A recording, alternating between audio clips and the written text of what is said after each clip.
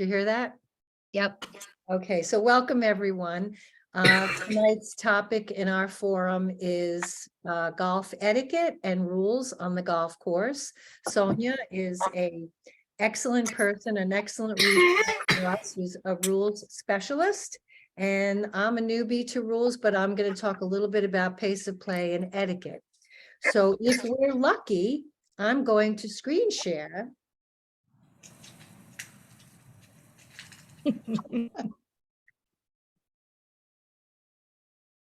Yay. Okay. All right. Whoops, I have to go back to there we go. Okay, sorry, I have to back up here. My apologies. We just practiced, can you tell? Probably get out of here and just scroll up over here. Yeah, you got it. Yeah. You got it. And then, yeah, Okay. there we Yeah, go. there we go. Okay, so.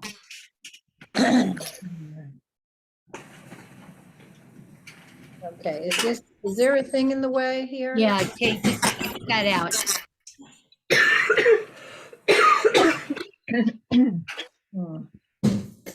There's the red dot up in the front. No, that'll stop the screen sharing.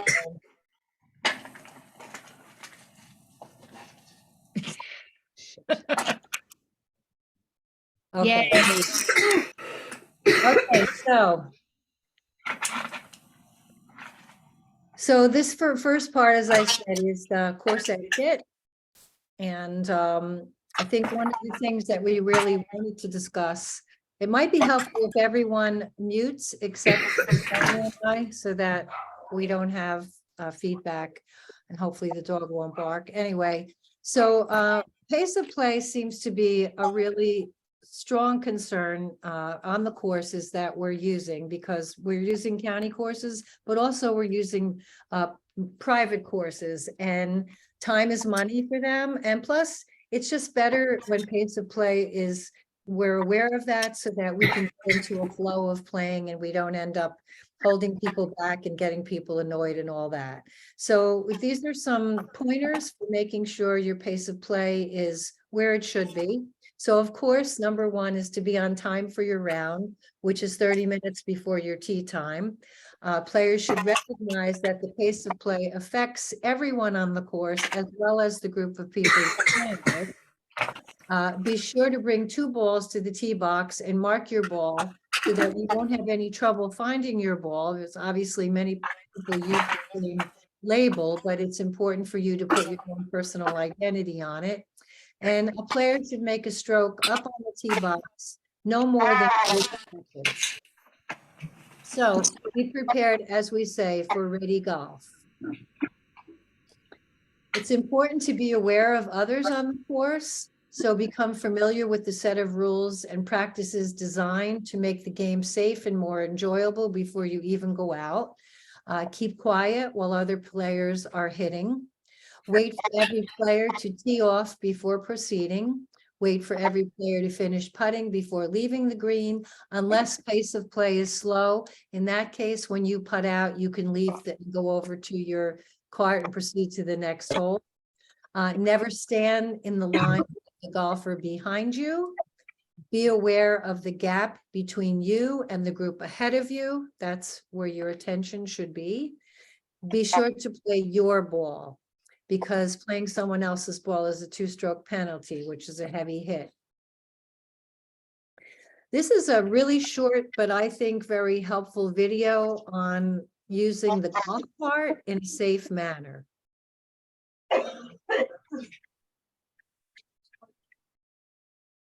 Golf carts are a big part of golf. Operating them with care not only reduces the risk of injury, but also prevents damage to the course. Here's some tips to help you drive like a pro during your next round.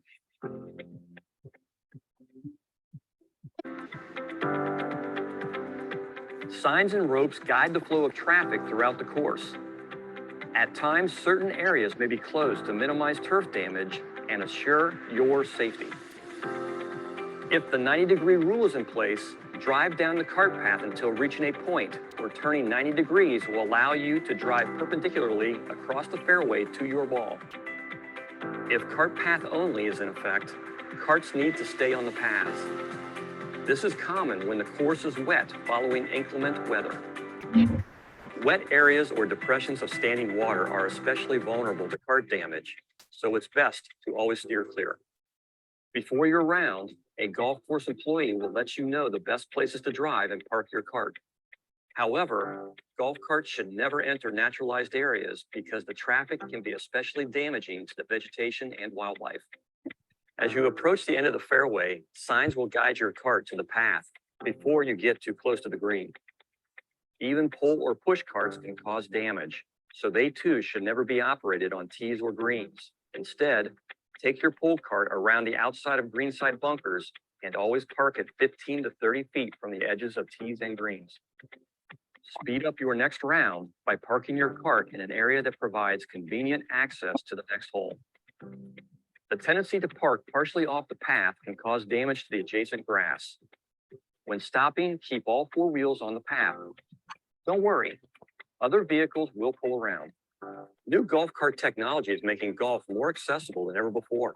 Specially designed accessible golf carts provide opportunities for those with disabilities to enjoy a round of golf, while several new variations of golf carts aim to help speed up pace of play and add to the golfing experience. That looks fun. No matter your choice of wheels, remember to drive with care and a little common sense to keep the course in great shape.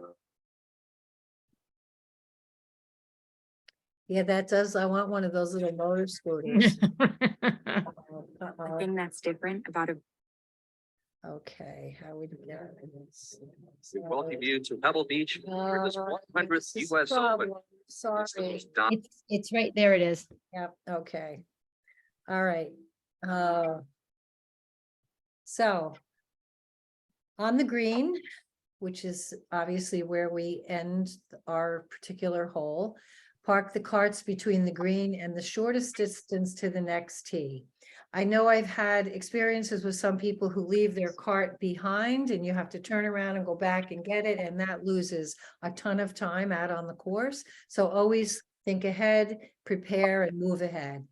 Never bring scorecards to the green. Always add your scorecard when you get to the next tee box, because often you have to wait for a person to tee off anyway. These are all things that really help to keep the play going. Line up your putt visually before it's your turn, so you're not spending a lot of time, checking out where you want to putt. So the most important thing I feel is to be aware and keep your focus on the round. Don't give people advice. It's never welcomed unless, of course, someone asks you, but we like to give advice to save that for the pros. Keep cell phones on silent. Do not move or stand behind someone on the green or the tee box, especially Ann Mackey, 'cause she'll hit you with her club if you do that. Follow the cart path rules. Make sure your cart is not an obstruction to the other player's view. And most of all, have fun.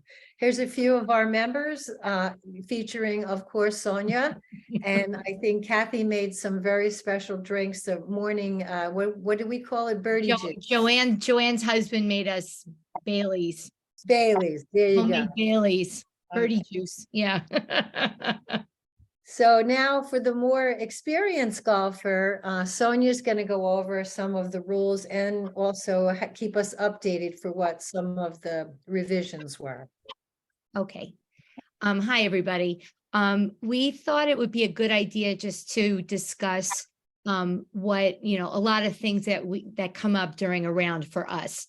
The rules of golf are extensive. And so I'm just going to talk today about things that we encounter during our league play. So we're going to talk about, playing the ball as it lies. What does that mean? What is the nearest point of complete relief?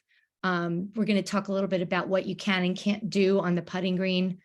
We're going to discuss a lost ball, out of bounds, and provisional, penalty areas, and then also movable obstruction and loose impediments.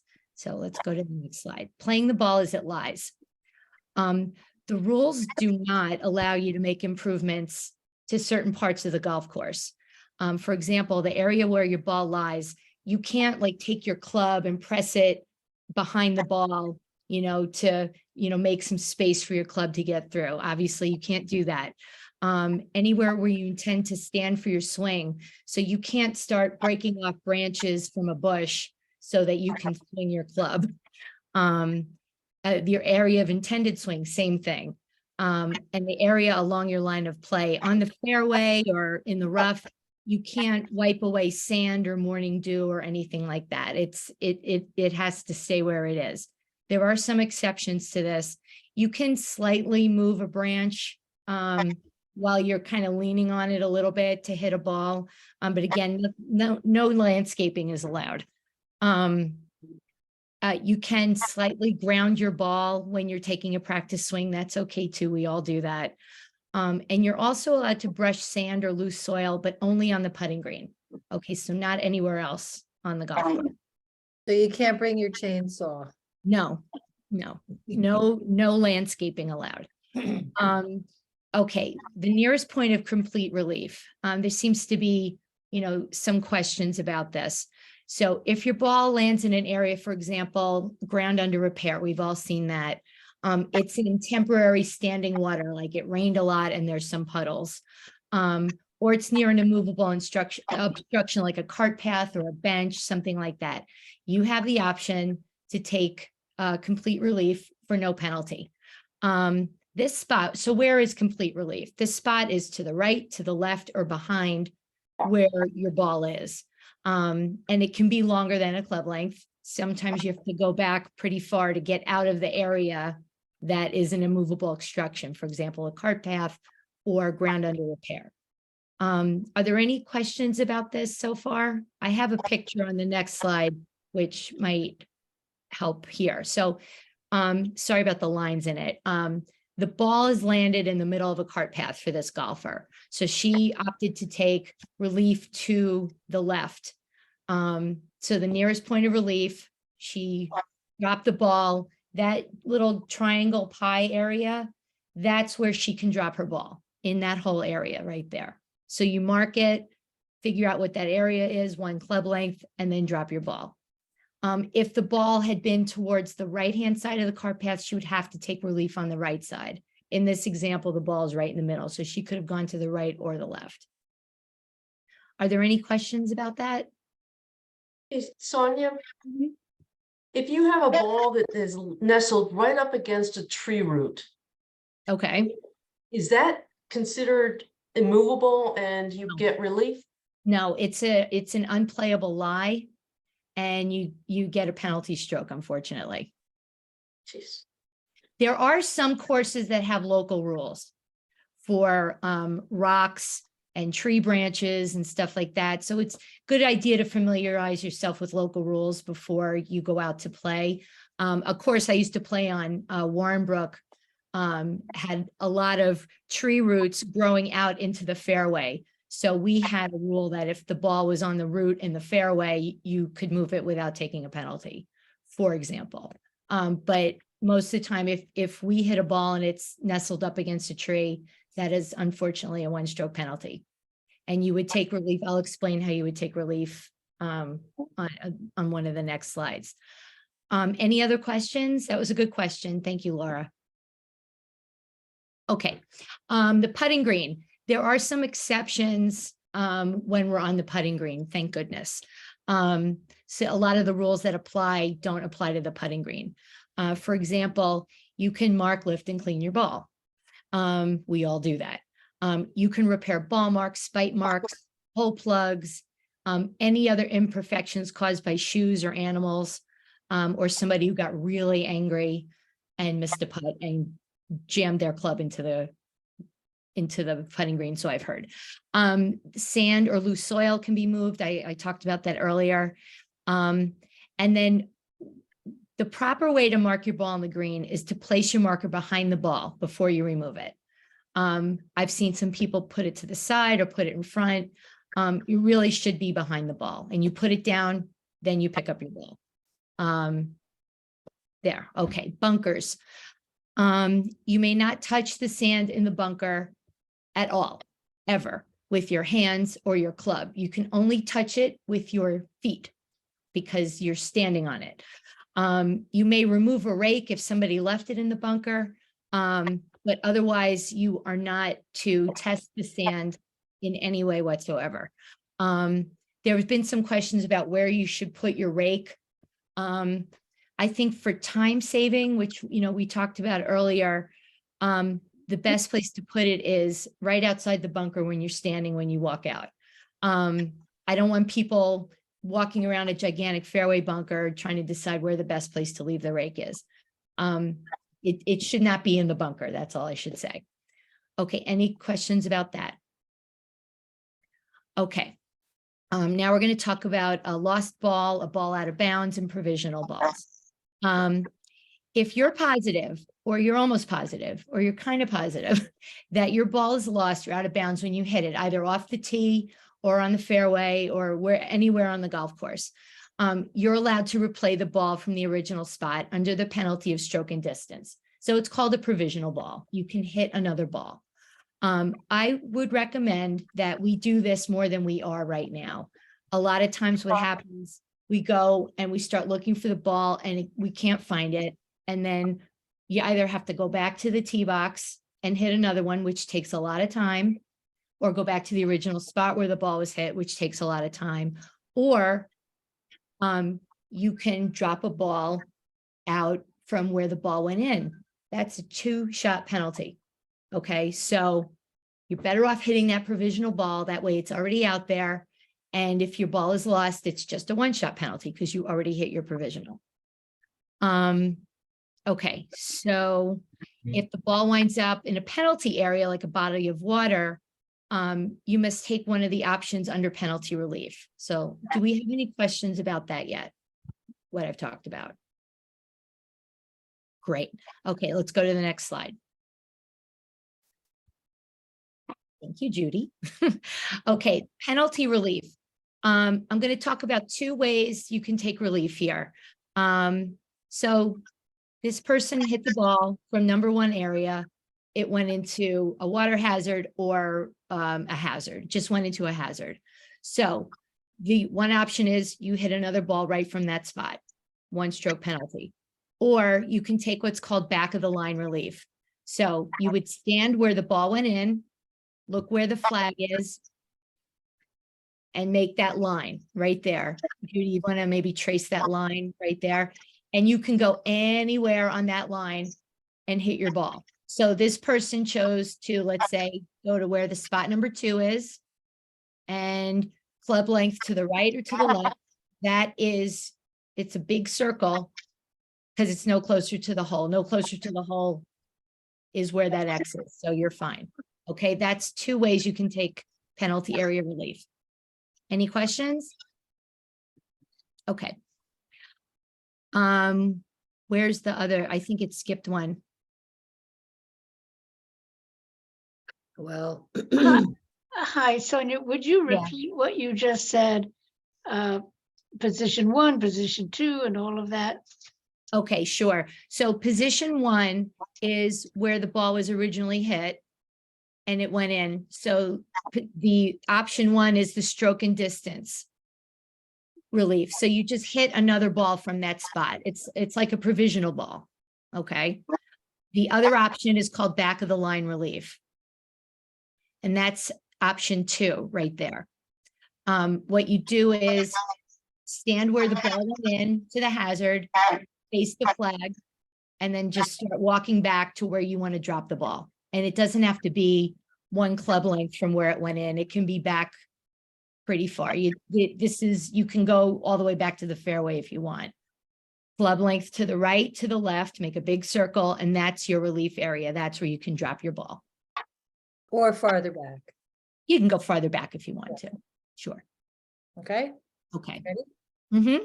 This is the next slide. Okay, yeah, all right. Movable obstructions.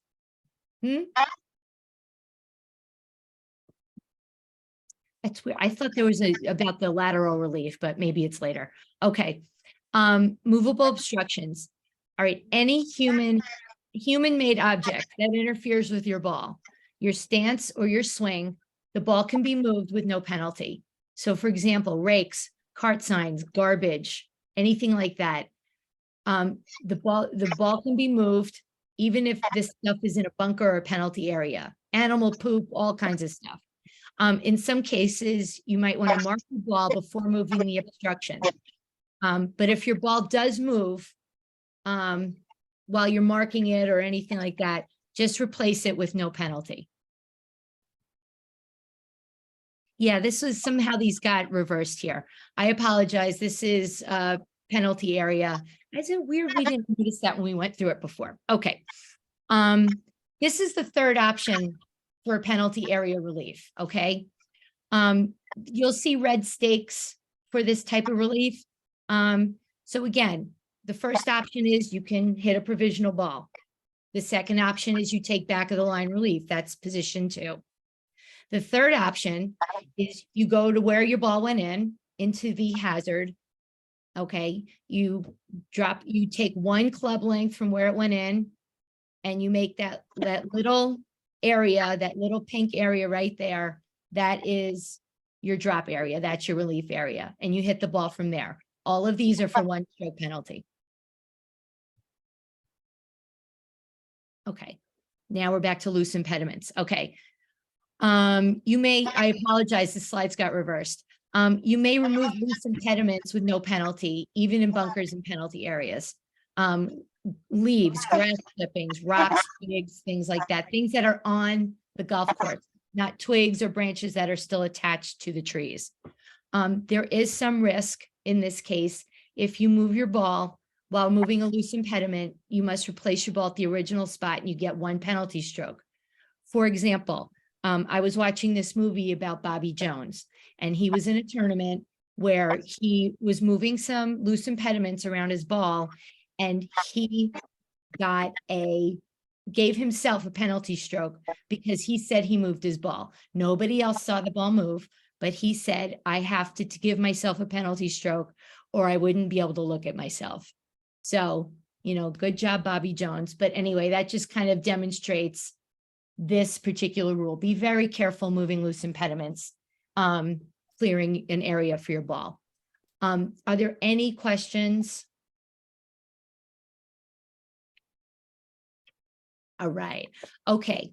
So like I said, the rules of golf are extensive, and you can get lost in a USGA rules black hole for hours, if that's the kind of fun you like to have. But I would suggest we all put the Rules of Golf app on our phones. There's a lot of great information there. It's explained really well. There's a lot of clarifications to rules. And then there are these fun quizzes. Well, again, fun, fun quizzes that you can take to see, how well you're doing with the rules. I just think that having a basic knowledge of the rules will speed play along too. I think we all agree that it would make more sense rather than sitting there discussing, well, what if we do this? What if we do that? If you know the rules, then you can just keep things moving along. And I think it would help quite a bit. Yeah, and this USGA golf rules, you could find it in your app store on your phone. And it is really handy to have, especially when you're on the golf course. So that is it. I know we have some experienced players with us tonight, and if you want to add anything or suggest anything or anything. I do. I want to say one thing, Anne sent a note to everyone. I just want to make sure everyone saw it. And you're right, Anne, thank you. If you are in a red hazard, a hazard marked by red stakes, you can hit the ball out of the hazard. If you think you can hit it, go for it. You can hit it. If it's white stakes, you can, it's out of bounds. So I just wanted to make sure that we knew that. So make sure you know what the stakes are. See what I did there? Like I said, everything will move along better. Okay, thank you. So welcome, Susan, our new member, Susan. I know others have said that, but we're so happy you joined us. We have a lot of fun stuff coming up soon. So our first tea luncheon is March, when is that? 25th, Anne? 25th. Yeah. So that you get a lot more good information there. So anything else? It looks like we have some other new members with us too, so just welcome to the family, everybody. Thank you. Okay, so I am going to sign off unless there's other questions or comments or concern. And we look forward to seeing you during the course of the year. Spring is just around the corner. We can't wait. So get those clubs cleaned off, the dust cleaned off, or unless you're one of those winter polar bear people who golfs all seasons. But anyway, we look forward to seeing you and meeting you in person. So thank you so much for joining us, and we'll see you soon. Take care. Thank you. Thank Nice you. job. Thank you.